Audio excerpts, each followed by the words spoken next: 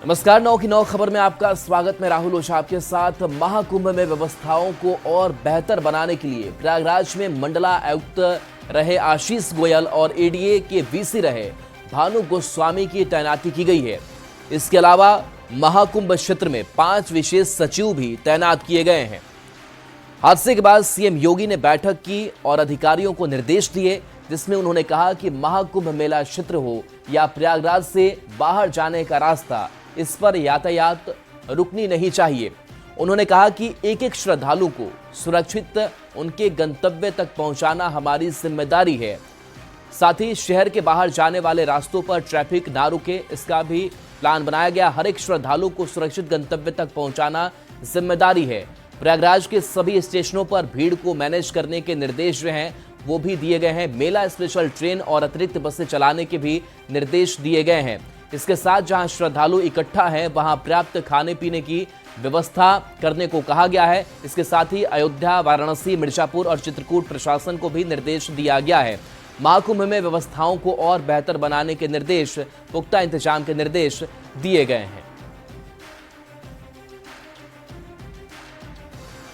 तो देखिए, महाकुंभ को लेकर के अब जो महाप्लान है वो तैयार किया गया है, क्योंकि इस हादसे के बाद से अब लगातार प्रशासन भी और ज्यादा एक्टिव हो गया है। सरकार की लगातार मॉनिटरिंग चल रही है, एक एक चप्पे पर निगरानी रखी जा रही है और कोशिश यही की जा रही है कि कैसे, चाहे वो यातायात नियम हो, क्राउड मैनेजमेंट हो, वो किस तरीके से किया जाए ताकि आने वाले वक्त में लोगों की परेशानी को कम किया जा सके। महाकुंभ मेले में अब 4 फरवरी तक कोई भी गाड़ी नहीं जाएगी। पूरे मेला क्षेत्र को नो व्हीकल जोन घोषित किया गया है। इतना ही नहीं, वीवीआईपी पास भी अब 4 फरवरी तक कैंसिल रहेंगे। वीवीआईपी, स्नान और स्क्वाड की गाड़ियों के काफिले पर भी रोक लगाई गई है। सिर्फ बाइक, एम्बुलेंस, नगर निगम और फायर गाड़ियां ही अंदर चलेंगी। रास्ते को वन वे कर दिया गया है। एक रास्ते से आए श्रद्धालुओं को स्नान के बाद दूसरे रास्ते से भेजा जाएगा। प्रयागराज से सटे जिलों से आने वाले 4 पहिया वाली गाड़ियों की शहर में एंट्री पर रोक लगा दी गई है। तो देखिए, ये अब जो ट्रैफिक मैनेजमेंट का प्लान है वो हम बता रहे हैं। जहां बाइक, एम्बुलेंस, नगर निगम वाहनों को छूट है, यानी कि ये गाड़ियां वहां पर आ जा सकेंगी, लेकिन अब रास्ता वन वे हो जाएगा। और बताया जा रहा है कि वन वे होने के बाद से जब श्रद्धालु स्नान कर लेंगे तो उन्हें दूसरे रास्ते से भेजा जाएगा। इस हादसे के बाद ही जो डायवर्जन प्लान है वो बनाया गया था और अब ट्रैफिक को और दुरुस्त करने की पूरी जो कवायद है वो की गई है। तो हादसे को लेकर सीएम योगी ने मीडिया से बात की। इस दौरान महाकुंभ हादसे पर बोलते समय सीएम योगी भावुक भी हो गए, उनकी आंखें नम हो गई। उन्होंने भगदड़ में अपनी जान गंवाने वाले लोगों के परिजनों के प्रति शोक संवेदना जताई। सीएम योगी ने मृतकों के परिजनों के लिए 25-25 लाख रुपए आर्थिक मदद का भी ऐलान किया। साथ ही घटना के न्यायिक जांच के आदेश दिए। 3 सदस्यीय कमेटी हादसे की जांच करेगी। पूर्व जस्टिस हर्ष कुमार की अध्यक्षता में बनाई गई इस कमेटी में रिटायर्ड आईपीएस वीके गुप्ता और रिटायर्ड आईएएस बीके सिंह भी शामिल हैं। परिजनों के प्रति हम प्रदेश सरकार की तरफ से, जिन्होंने इस हादसे में अपने परिवार के सदस्यों को खोया है,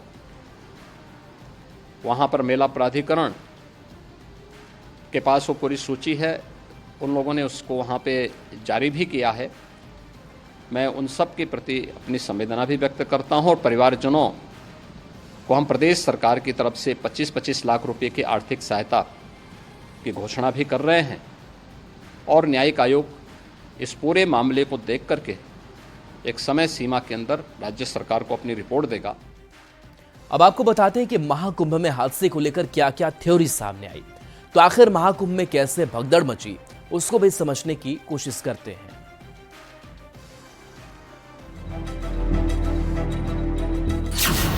महाकुंभ क्षेत्र में क्या हुआ, कैसे आस्था के समागम में हादसा हुआ, क्या है घटना की पूरी थ्योरी। इन सवालों का जवाब तलाशने से पहले उस अद्भुत मौनी अमावस्या की ये तस्वीरें देखिए, जिसकी धार्मिक और आध्यात्मिक मान्यताओं ने करोड़ों श्रद्धालुओं को प्रयाग नगरी तक पहुंचा दिया है। इन अद्भुत तस्वीरों से कुछ देर पहले महाकुंभ क्षेत्र में प्रशासन ने उस चुनौती का सामना किया जिसकी वजह से न सिर्फ कुछ लोग घायल हो गए बल्कि कुछ लोगों की मौत भी हो गई। यही वजह रही कि देश के प्रधानमंत्री नरेंद्र मोदी न सिर्फ पल पल महाकुंभ का अपडेट ले रहे हैं बल्कि उन्होंने पीड़ितों के प्रति अपनी संवेदनाएं भी जताई। महाकुंभ में जो दुखद हादसा हुआ है, मैं प्रभावित परिवारों के प्रति संवेदना व्यक्त करता हूं और घायलों के जल्द स्वस्थ होने की कामना करता हूं। मैं यूपी सरकार के साथ निरंतर संपर्क में हूं। लेकिन हादसे के पीछे की थ्योरी क्या है? कैसे अचानक महाकुंभ में भगदड़ जैसे हालात बन गए? इसके पीछे अलग अलग वजहें बताई जा रही हैं। 1 से 2 बजे के बीच भगदड़ की खबर आई। भगदड़ के पीछे अफवाहों का जिक्र किया गया। मौनी अमावस्या पर बेहिसाब भीड़ थी। ये भीड़ संगम नोस पर जाना चाहती थी। भीड़ के वन साइड मूवमेंट से प्रेशर बना।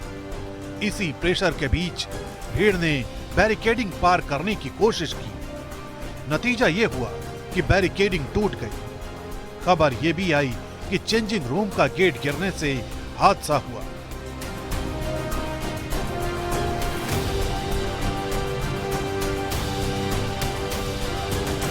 आसपास के जिलों से, दूर के जिलों से भीड़ आई है। हम लोग पूरे रात शाम से ही सारे हमारे अधिकारी भीड़ नियंत्रण में लगे हुए हैं। काफी भरे हुए घाट, विभिन्न घाट चल रहे हैं और लोग सकुशल स्नान कर रहे हैं। एक तरफ प्रशासन इस चुनौती से निपट रहा था तो दूसरी तरफ ट्रेनों के परिचालन को लेकर सोशल मीडिया पर भी अफवाहों का दौर चलने लगा। हालांकि सच क्या है, ये नॉर्दर्न रेलवे के सीपीआरओ हिमांशु शेखर उपाध्याय ने साफ किया। कैंसिलेशन की बात छोड़िए, हमें तो आज ज्यादा ट्रेन चलाना है, तो ये बात कहना कि ट्रेन कैंसिल कर दी गई है, ये पूरी तरह अफवाह है, कोरी अफवाह है। और जो भी इस तरह की अफवाह फैला रहा है, मैं आम लोगों से ये अपील करूंगा कि इसमें जरा भी ध्यान न दें। फिलहाल प्रशासन मुस्तैदी से मेला क्षेत्र की निगरानी कर रहा है और लगातार लोगों से अफवाहों पर ध्यान न देने की अपील की जा रही है। उधर हादसे के बाद रेल मंत्री अश्विनी वैष्णव ने प्रयागराज से चलने वाली ट्रेनों का जायजा लिया। उन्होंने रेलवे बोर्ड के वॉर रूम में पहुंचकर सभी ट्रेनों की अपडेट पर जानकारी ली। साथ ही रेलवे अधिकारियों को स्थिति पर नजर बनाए रखने के निर्देश भी दिए गए। तो देखिए, लगातार जो एक निर्देश है वो दिए जा रहे हैं। कोशिश यही की जा रही है कि लॉ एंड ऑर्डर भी कैसे दुरुस्त रहे। रेल मंत्री अश्विनी वैष्णव ने जायजा लिया और प्रयागराज से चलने वाली ट्रेनों का जायजा लिया, क्योंकि भीड़ काफी ज्यादा हो रही है। और ऐसे में रेलवे बोर्ड के वॉर रूम की तस्वीर आपको दिखा रहे हैं, जहां पर जायजा लिया है रेल मंत्री अश्विनी वैष्णव ने। तो काफी भीड़ हो रही है और इस भीड़ को देखते हुए कैसे श्रद्धालुओं की यात्रा को और आसान बनाया जा सके, कैसे आसानी से वो प्रयागराज तक पहुंच सके, ट्रेनों की संख्या को लेकर, ट्रेनों में व्यवस्थाओं को लेकर के, स्टेशन पर मैनेजमेंट को लेकर के लगातार रेलवे की नजर है। बढ़ेंगे आगे दिल्ली से बड़ी खबर, जहां लैंडपुर जॉब मामले में राउज एवेन्यू कोर्ट में सुनवाई होगी। 16 जनवरी को सुनवाई चली थी।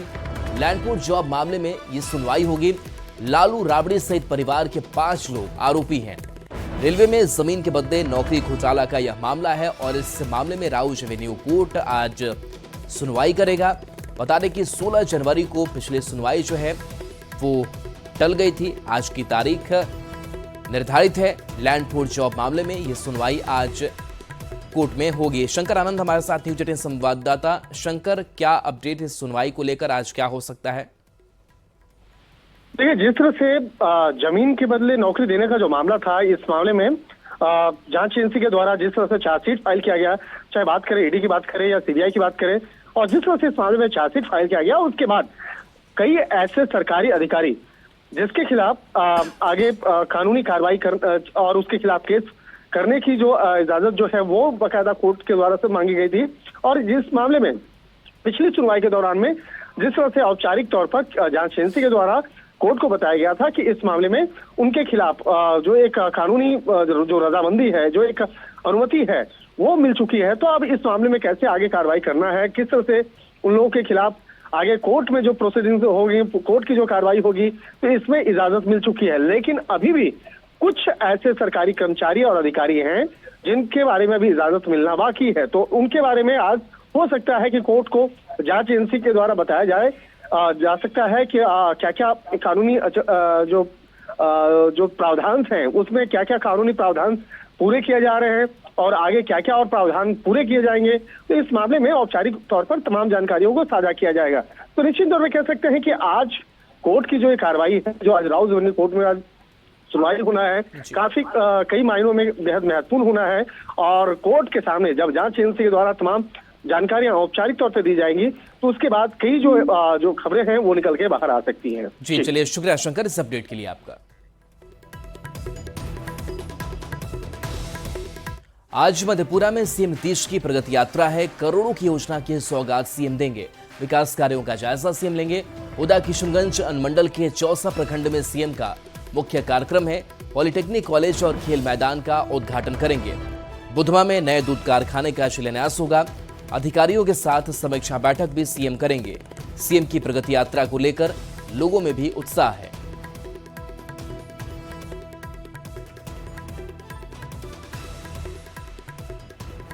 तो सीएम नीतीश 2 फरवरी को बांका आ रहे हैं। यहां रजौन प्रखंड के बबरचक में सीएम राज्य के पहले स्मार्ट विलेज का उद्घाटन करेंगे।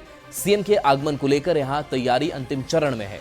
संवाददाता नागेंद्र द्विवेदी की इस रिपोर्ट को देखिए। अपने प्रगति यात्रा के दौरान आगामी 2 फरवरी को बांका जिला के रजौन प्रखंड के खरौनी पंचायत के बबरचक आने वाले हैं और बबरचक में आने के बाद सबसे पहले सूबे का पहला स्मार्ट विलेज लोगों को सौंपेंगे, जहां पर जिला प्रशासन के द्वारा आवासहीन, भूमिहीन करीब 150 वैसे परिवारों को यहां पर प्रधानमंत्री आवास के लिए पहले 3 डिसमिल भूमि उपलब्ध कराया गया और प्रधानमंत्री आवास बनाया जा रहा है। और साथ साथ जिला प्रशासन के द्वारा एक टाउनशिप के रूप में इसको डेवलप किया गया है, जहां पर जो भी बुनियादी सुविधाएं होती है वो यहां पर उपलब्ध कराया जा रहा है। अगर देखा जाए तो यहां पर रहने वालों के लिए आवास के साथ साथ बच्चों को पढ़ने के लिए स्कूल, प्राथमिक स्वास्थ्य केंद्र, आंगनबाड़ी केंद्र, शौचालय, सामुदायिक शौचालय, हाट से लेकर और यहाँ पर अगर देखा जाए तो यहाँ पर तालाब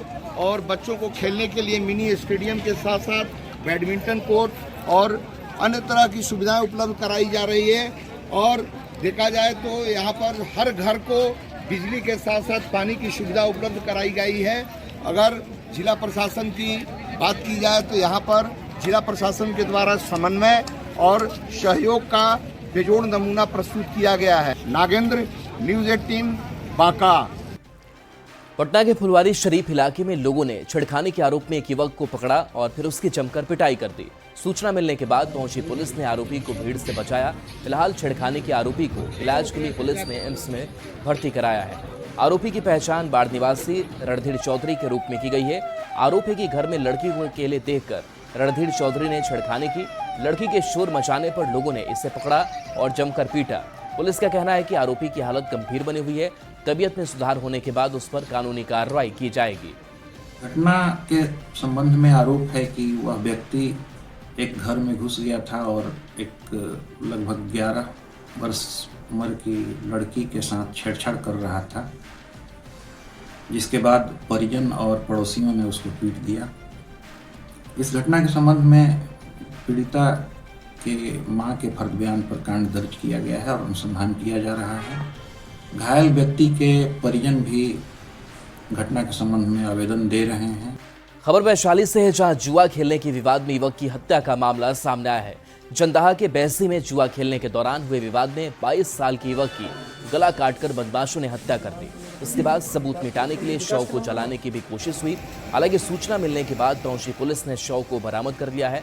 मृत युवक के परिवार वालों के बयान के आधार पर पुलिस ने मामला दर्ज कर दिया है। स्थानीय लोगों का कहना है कि 8-10 गांव के लोग हर दिन जुआ खेलने आते हैं। लोग इस पर रोक लगाने की मांग कर रहे हैं। गाली वाली कुछ भी पता नहीं, हम लोग वहाँ थे नहीं, जैसे हम सुने घटना पे तो यहाँ आए, लेकिन जैसा वहाँ का माहौल है, जुआ हुआ खेलता है, वहाँ कुछ हुआ होगा मार्केट और फेंक दिया। अच्छा, कहाँ के लोग आते हैं वहाँ जुआ खेलने के लिए? लगभग 10 गाँव का आया होगा। अब बात जहानाबाद की, जहां खतियान को लेकर लोग परेशान हैं। यहां रिकॉर्ड रूम में खतियान को लेकर हर दिन बड़ी संख्या में लोग पहुंच रहे हैं। कई लोगों का आरोप है कि वो 4 महीने से रिकॉर्ड रूम का चक्कर लगा रहे हैं, लेकिन अब तक खतियान मुहैया नहीं कराया गया है। आए दिन तो लोग आपस में उलझ भी जा रहे हैं। इस मामले में अधिकारी भी कुछ बोलने को तैयार नहीं। क्या है मामला? तस्वीर आपको दिखा रहे हैं, पर जहां पर देखिए लोग लगातार रिकॉर्ड रूम का चक्कर काट रहे हैं, लेकिन उनको खतियान उनका नहीं मिल पा रहा है। बताया जा रहा है कि 4-4 महीने से लोग लाइनों में लगते हैं, घंटों खड़े रहते हैं, वापस वो लौटकर चले जाते हैं। कहते हैं खिड़की पर आवो। हाँ, ये शंकर बाबू हैं। हाँ, अच्छा, क्यों फ्रंट से क्यों नहीं पीछे आप लोग कैसे खिड़की पर लटके? आपको जहाँ आप भेजिएगा, जहाँ हम नहीं जाएंगे ना। कैसे लटकिएगा? आप देखिए ना, ऐसी तो खड़ा है। अब आवेदन भी मैंने डीएम भी तो वही धंधा किए हुए हैं। महीना में के मंगलवार होता है, वो मंगलवार से परेशान किए हुए हैं, आज तक खतियान नहीं निकाल पाते हैं। ये डीएम ऑफिस है, वहाँ ये हरकत हो और ब्लॉक फ्लॉक के छोड़िए। क्या समस्या है? इसका माने क्या है? इस धांधली मचाते हैं। 10वां महीना में हम जमा किए हैं, डेट मिला 18/12 को, लेकिन उस द्रव्यमान नहीं हुआ। फिर उसके बाद हमको डेट दिए, देखिए 29/1 को, इसके बाद भी फिर आज नहीं हुआ है। किस चीज के लिए यहाँ पे आए? ये खतियान के लिए यहाँ पे समय से नहीं किया, समय से नहीं, आज 4 महीना हो चुका है। खबर दानापुर से है, जहां कुख्यात अपराधी राजू यादव को पुलिस ने गिरफ्तार किया है। राजू यादव पर भोजपुर, छपरा और पटना जिले के बेहटा इलाके में दंगा, हत्या, रंगदारी और आर्म्स एक्ट के कई मामले दर्ज हैं। राजू यादव को बालू माफिया के रूप में भी जाना जाता है। दानापुर के नासरीगंज इलाके से पुलिस गश्ती के दौरान राजू यादव को शक के आधार पर हिरासत में लिया गया था। जब उसकी पहचान की गई तो पता चला कि 3 जिलों की पुलिस को उसकी तलाश थी। पुलिस इसकी गिरफ्तारी को बड़ी उपलब्धि बता रही है। हमारी जो अनुमंडल की टीम अपराध नियंत्रण हेतु छापेमारी हेतु निकलती है, उसमें टीम द्वारा एक संदिग्ध व्यक्ति को नासरीगंज बिस्कुट फैक्ट्री मोड़ के पास से पूछताछ के लिए लाया गया था और बाद में पता चला कि वो एक कुख्यात अपराधी निकला। उस पर अभी तक का जो आपराधिक इतिहास हमें पता चला है, उस पर 9 केस दर्ज है। गिरफ्तार अभियुक्त का नाम राजू यादव सन ऑफ नंद कुमार राय है, जो चकिया थाना डोरीगंज जिला सारण रहने वाला है। औरंगाबाद सदर अस्पताल में लगा ऑक्सीजन प्लांट भगवान भरोसे चल रहा है। कोरोना के दौरान पीएम केयर फंड से यहां ऑक्सीजन प्लांट लगा था। उस समय यहां एक तकनीशियन को नियुक्त किया गया। तब से लेकर अब तक यह प्लांट उसी तकनीशियन के भरोसे चल रहा है। संवाददाता संजय कुमार सिन्हा की इस रिपोर्ट को देखिए। मैं इस वक्त खड़ा हूं औरंगाबाद सदर अस्पताल परिसर में और मेरे पीछे आप तस्वीरों में देख रहे होंगे, यह है सदर अस्पताल का ऑक्सीजन प्लांट। कोरोना काल में इस प्लांट की स्थापना की गई थी, लेकिन सबसे बड़ी बात तो यह है कि तब से लेकर अब तक यह प्लांट जो है महज एक टेक्नीशियन के सहारे 24 घंटा संचालित हो रहा है। ऐसे में समझा जा सकता है कि ज़रूरतमंद मरीजों को इमरजेंसी में यह प्लांट कितना कारगर साबित हो रहा होगा, खासकर उस वक्त जब ये जो टेक्नीशियन है, एकमात्र टेक्नीशियन जो हैं, वो यदि ड्यूटी पर नहीं हो। ऐसी स्थिति में क्या स्थिति होती होगी मरीज की, सहज समझा जा सकता है। आइए हम यहाँ पर बात करते हैं, टेक्नीशियन हैं, उनसे बात करते हैं। कैसे आप ये 24 घंटा ड्यूटी संभाल लेते हैं? सर, मैं ड्यूटी तो 12 घंटा ही करता हूँ, लेकिन 12 घंटा के अलावे जो आपका है इसे ऑन कॉल रहना पड़ता है सर। अच्छा। ऑन कॉल रहना पड़ता है। ऐसे प्लांट ऑटोमेटिक है, किसी तरह मतलब कि कुछ ऐसा टेक्निकल इशू होता है तो हमें कॉल किया जाता है, फिर ऑन कॉल रहते हैं, ऑन को सोल्व करते हैं। और फिर ऐसे ट्रेनिंग के लिए मतलब कि जनरल मतलब कि माइनर इशू के लिए बता दिए हैं, यहाँ पे 4th ग्रेड हैं, उनको 2-3 लोगों की ट्रेनिंग दे दिए हैं कैसे आप चालू कर सकते हैं। आप अपने अधिकारी को नहीं बोले हैं कि कितने बार लिखित लेटर भी दे चुके हैं। हाँ, यहाँ ऑफिस में दे चुके हैं जानकारी, सारी जानकारी सभी अधिकारी को पता है। लेकिन अभी तक कुछ नहीं हुआ है, वैसा कुछ तो अभी तो कोई आया नहीं है। हालांकि इस बाबत जब सदर अस्पताल के उपाधीक्षक से बात की गई तब उन्होंने कहा कि इस बाबत जानकारी दे दी गई है, तमाम वरीय अधिकारियों को जानकारी दे दी गई है लिखित तौर पर भी और मौखिक तौर पर भी, और उनसे रिक्वेस्ट भी किया गया है कि इस अस्पताल को एक और टेक्नीशियन की ज़रूरत है, अन्यथा जब विषम परिस्थिति आती है उस वक्त चिकित्सकों को भी या प्रबंधक को भी मुश्किलों का सामना करना पड़ता है। संजय कुमार सिन्हा, न्यूज़ 18 औरंगाबाद। अब बात मौसम की। पूरे बिहार में लोगों को फिलहाल ठंड से थोड़ी राहत मिली है, पर मौसम विभाग ने उत्तर बिहार के 15 जिलों में घने कोहरे को लेकर येलो अलर्ट जारी किया है। मौसम विभाग ने बताया कि 1 फरवरी से फिर से ठंड में बढ़ोतरी हो सकती है। मौसम के बारे में ज्यादा जानकारी दे रहे हैं संवाददाता रवि एस नारायण। पूरे बिहार में हालांकि ठंड में कमी आई है, लेकिन कुहासे को लेकर मौसम विभाग ने येलो अलर्ट जारी किया है। और आपको बता दूं कि बिहार के 15 जिलों को लेकर मौसम विभाग ने अलर्ट जारी किया है और बताया है कि इन 15 जिलों में घना कोहरा जो है वो हो सकता है, और जिसके कारण परेशानी जो है वो गाड़ी चलाने वालों की हो सकती है। और इन 15 जिलों में शामिल है पूर्वी चंपारण, पश्चिमी चंपारण, गोपालगंज, सिवान, सारण, मुजफ्फरपुर, शिवहर, सीतामढ़ी, दरभंगा, मधुबनी, मधेपुरा, पूर्णिया, किशनगंज, अररिया और सुपौल। ये तमाम उत्तर बिहार के जो ज़िले हैं, सीमावर्ती इलाके हैं, उन तमाम जगहों पर जो घना कुहासा जो है वो हो सकता है। और मौसम विभाग ने बताया है कि 1 फरवरी से थोड़ी ठंड फिर से बढ़ सकती है। और आपको बता दूं कि हालांकि रात में ठंड बढ़ रही है और पूरे दिन जो है मौसम थोड़ा सामान्य रह रहा है, जिससे लोगों को बड़ी राहत मिली है। लेकिन यहाँ पे मौसम विभाग ने एक बार फिर से चेतावनी जारी करते हुए कहा है। और पटना से इस बीच बड़ी खबर, अनंत सिंह की जमानत पर आज सुनवाई होगी। एमपी एमएलए विशेष कोर्ट में सुनवाई की जाएगी।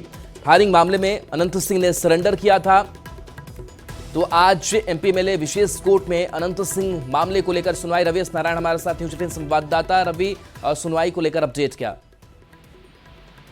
देखिए, अनंत सिंह मामले में जहां पे नौरंगा जलालपुर में जो गोलीकांड हुआ था उसे लेकर के अनंत सिंह जेल में है और अपनी नियमित जमानत को लेकर के उनके वकील ने यहाँ पे दायर किया है। और ये तमाम मामला जो है एमपी एमएलए कोर्ट जो है उसमें आज सुनवाई होनी है और ये इंतजार होगा कि सुनवाई के बाद जो है उनको जमानत मिलती है या उन्हें जेल में रहना पड़ता है। तो ये एक महत्वपूर्ण सुनवाई जो है इस पूरे मामले में अनंत सिंह को लेकर के आज है। वो आज का जो सुनवाई है वो तय करेगा कि अनंत सिंह जेल में ही रहेंगे या फिर कोर्ट उन्हें जमानत देती है। चलिए, बिल्कुल रवि, कोर्ट की कार्रवाई पर नजर बना करके रखिएगा। बहुत बहुत शुक्रिया इस अपडेट के लिए आपका। और चलिए, न्यूज़ 18 बिहार झारखंड पर खबरें आपके लिए लगातार जारी।